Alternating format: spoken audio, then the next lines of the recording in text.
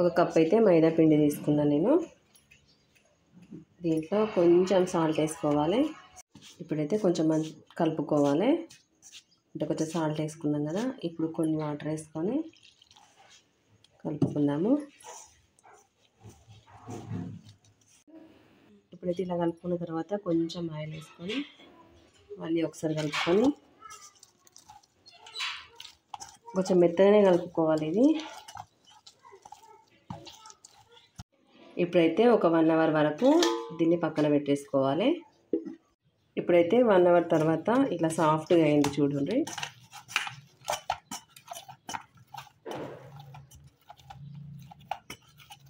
ఎంత సాఫ్ట్గా అయితే అంత మంచిగా అన్నది వస్తుంది. అందుకోసమని మంచిగా కలుపుకోవాలి.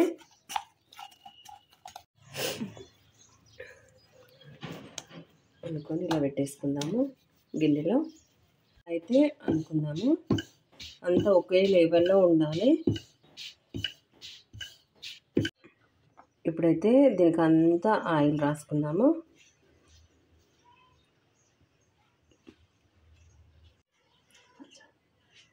ఇప్పుడైతే బియ్యం పిండి చల్లుతున్నా నేను. బియ్యం పిండిని ఇలా మొత్తం చల్లుకోండి. ఇప్పుడైతే ఇలా ఫోల్డ్ చేసుకుందాము.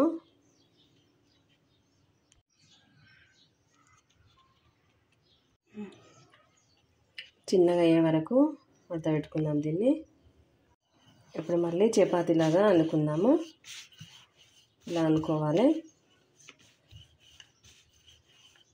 ఇప్పుడైతే నేను ఇంతవరకు వేసుకున్నా.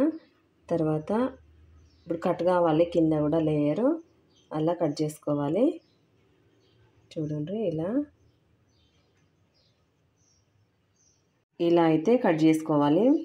కట్ చేసుకున్న తర్వాత మళ్ళీ ఒకసారి ఆయిల్ అప్లై చేసుకుందాము.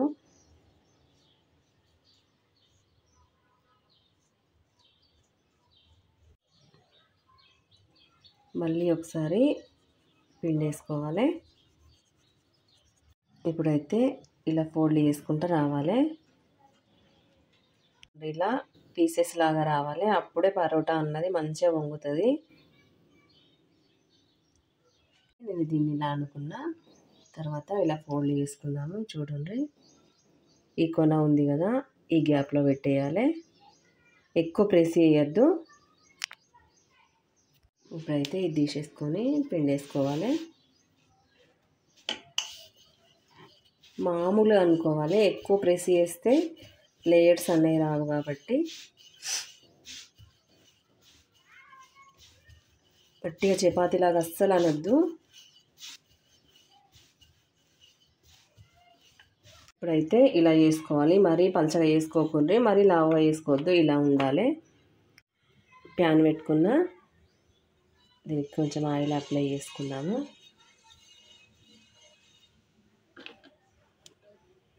ఇప్పుడైతే దీన్ని వేసుకోవాలి. ఇప్పుడైతే ఇలా బబుల్స్ వస్తున్నాయి కదా, అయితే ఇటు సైడ్ కావాలంటే ఇప్పుడు రివర్స్ వేసుకుంటున్నా.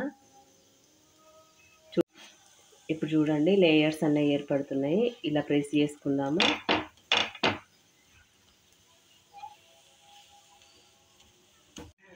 ఇప్పుడైతే పరోటా అన్నది అయిపోయింది, తీసేసుకుందాము. పరోటా అన్నది అయితే రెడీ అయింది. చూడండి ఇలా లేయర్స్గా వస్తుంది. ఎంత సింపుల్గా ఇంట్లోనే చేసుకోవచ్చు. చూడండి.